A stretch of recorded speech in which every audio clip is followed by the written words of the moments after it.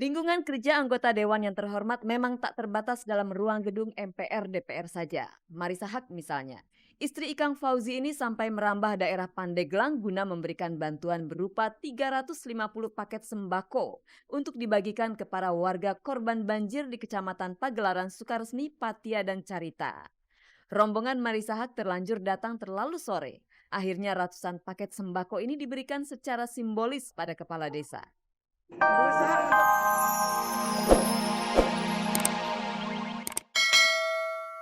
Mita begitu mengkhawatirkan kondisi kesehatan Neno. Namun setidaknya Mita bisa bernafas lega karena keadaan Neno sudah lebih baik dari hari sebelumnya. Dari Humas Rumah Sakit kami mendapatkan informasi tentang keadaan Neno. Belum siap untuk diwawancara karena masih dalam keadaan yang tidak memungkinkan, dalam kurung prihatin. Tolong disampaikan bahwa keadaan Nenat sekarang sudah lebih baik dari kemarin dan masih dalam observasi tim ahli dokter untuk menentukan apakah harus dioperasi atau tidak karena ada sekitar 6-7 tulang rusuknya yang patah. Dalam keadaan pasca kecelakaan, Neno rupanya masih bisa bersenda gurau dengan Silvana Herman, sahabat Mita yang datang menjenguk. Dan aku juga tahu banget Nenat, kayak tadi aja dalam keadaan kayak gitu dia masih bisa bercanda walaupun dia bikin kita ketawa kan sininya kalau ketawa sakit banget gitu. Ya aku yakin sih cepat sembuh sih. Ya Ninunya udah bisa ngomong, Ninunya nggak koma gitu maksudnya udah bisa ngomong tapi ya memang ada sedikit dari sininya aja gitu tapi insya Allah kata dokter bisa dioperasi. Di hari yang sama kami menjenguk Oki Asokawati di Rumah Sakit Pondok Indah. Pragawati senior ini memang baru saja melahirkan anak keduanya tepatnya tanggal 28 Januari lalu. Kebetulan kemarin Oki sudah boleh membawa pulang si kecil. Tapi sebelum itu ia bersedia memperkenalkan si kecil yang lahir secara sesar. Namanya Quintadira Asokawati Patmodimulyo. Kalau panjangnya sendiri saat lahir 51 cm dan beratnya 4 kilo 80 gram. Quinta lahir tanggal 28 Januari, tepatnya jam 7:22 pagi hari. Dan itu hari Sabtu waktu itu. Sabtunya itu Sabtu Kliwon. Enaknya kalau sesar bisa milih. Kalau Anda yang orang Jawa mungkin ngerti arti weton segala dan lain sebagainya. Jadi kita pilih hari Sabtu, Sabtu Kliwon itu wetonnya tinggi 17. Dan orang Jawa tahulah kalau weton tinggi itu nanti anaknya seperti apa, segala macam Jawa-Jawa itulah. Terus terang usia saya sudah memasuki kepala 4, tepatnya 45 nanti bulan Maret. Jadi kehamilan ini betul-betul saya rasakan berat. Kalau begitu selamat untuk Oki Asokawati. Pemirsa, pada hari Rabu kemarin, Auk Murad, Nurul Arifin, dan barisan keluarga pernikahan campuran mendatangi sebuah rapat di mana mereka membahas mengenai rancangan undang-undang kewarganegaraan. Dan di situ mereka memberikan beberapa usulan mereka mengenai status kewarganegaraan anak-anak mereka. Dan pemirsa, masih dari kancah DPR, Marisa Haque dan beberapa anggota DPRD mendatangi daerah Pandeglang, Banten. Nah, di situ mereka membagi-bagikan sekitar 350 paket sembako kepada warga Banten yang tengah terkena musibah banjir. Dan pemirsa, langsung kita simak beritanya.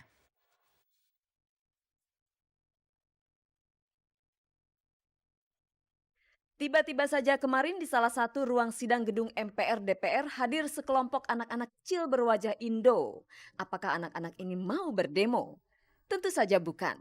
Anak-anak ini tengah mengikuti rapat pembahasan rancangan Undang-Undang Kewarganegaraan bersama Panitia Khusus DPR untuk memperjuangkan hak kewarganegaraan Indonesia.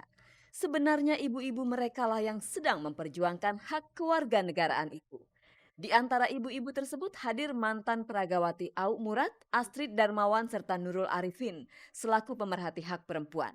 Usulan apa saja yang mereka ajukan?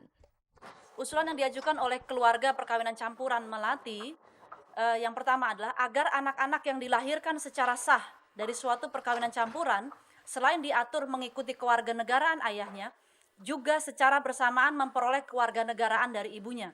Konsekuensi dari usulan ini adalah diberlakukannya kewarganegaraan secara terbatas.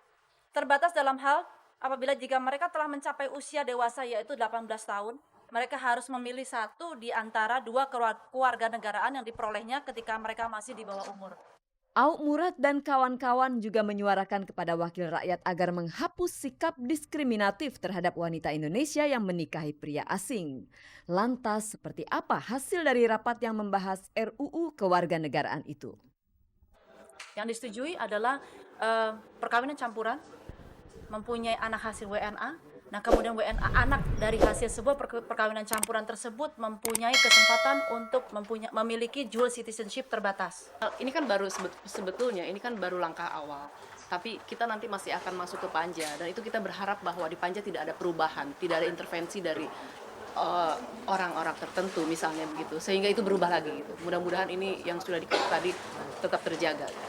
Auk Murad pernah menikah dengan pria berwarga negara Australia. Di tahun 2003 mereka bercerai dan yang memicu Auk untuk bergabung dalam barisan wanita yang menikahi pria asing bukanlah karena masalah hak asuh anak setelah bercerai.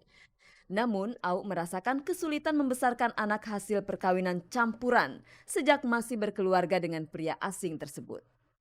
Kalau misalnya saya ngurus sekolah mungkin, atau mungkin dia misalnya mau pergi ke luar negeri, atau misalnya izinnya yang harus diberlakukan setiap kali, setiap tahun, ya kan? Nah, itu secara psikologis terlebih-lebih lagi untuk orang tua tunggal pasti itu sangat memberatkan. Ya, walaupun saya sanggup melakukan, saya sanggup.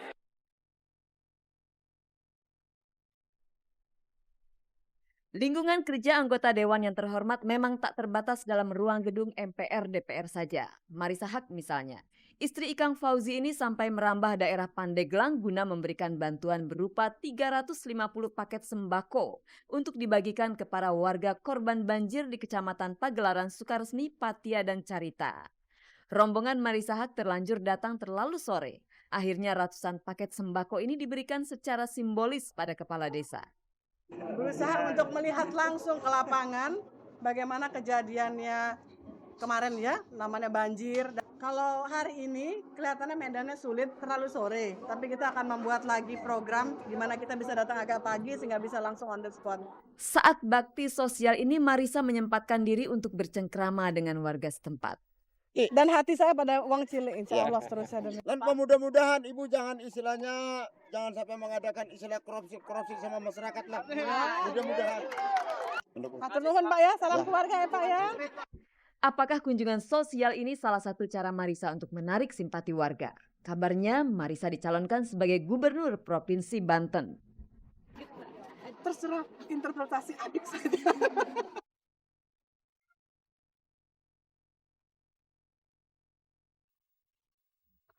Yang namanya wakil rakyat memang sudah seharusnya mengusung kepentingan rakyat. Pemirsa, sastrawan Indonesia Pramudia Anantatur pada hari Rabu kemarin merayakan hari ulang tahunnya yang ke-81 tahun.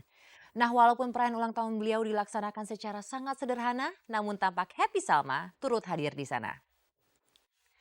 Keikutsertaan Happy Salma semata-mata karena ia merupakan fans berat dari karya-karya beliau. Begitu banyak pemikiran-pemikiran Pramudia yang tertanam kuat dalam diri Happy Salma. Nah, selain bagi Happy, ajaran-ajaran Pramudia bisa juga menjadi inspirasi bagi kita generasi muda untuk membela kaum arus bawah. Pemirsa, apa saja ajaran Pramudia Anantatur? Kita saksikan liputannya berikut ini.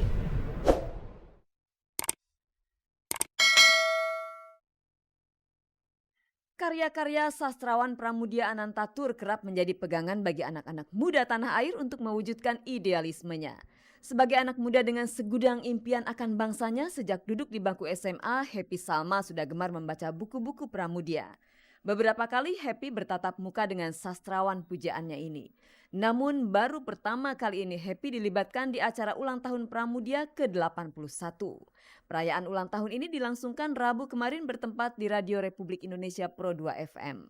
Ini karena ulang tahunnya Pak Bapak gitu yang ke-81, kehormatan banget aku disandingkan dengan beberapa orang-orang yang berpengalaman ya di bidangnya, terus aku ikut membacakan karyanya, bukunya tadi gitu. Saya kan angkatan tahun 80-an lahir ya, jadi saya mulai kenal aja tuh pas SMA, 98, 99 gitu. Telat sih ya dibanding teman-teman yang lain, cuman kan saya nggak pernah tahu ada karyanya dia karena memang nggak boleh kan pada saat itu. ya akhirnya aku kagum, menyukai dulu awalnya, terus lama-lama kagum, terus akhirnya saya banyak belajar, terbentuk karakter, ya memang dari karya-karyanya Bapak gitu. Kayak misalnya jiwa nasionalis saya ada, kayak gitu-gitu ya karena bukunya dia sih. Pramudia menyuarakan nurani dan aspirasi kebangsaannya lewat tulisan. Di usianya yang sudah senja dan fisik yang sudah renta ini, Pramudia masih giat melahirkan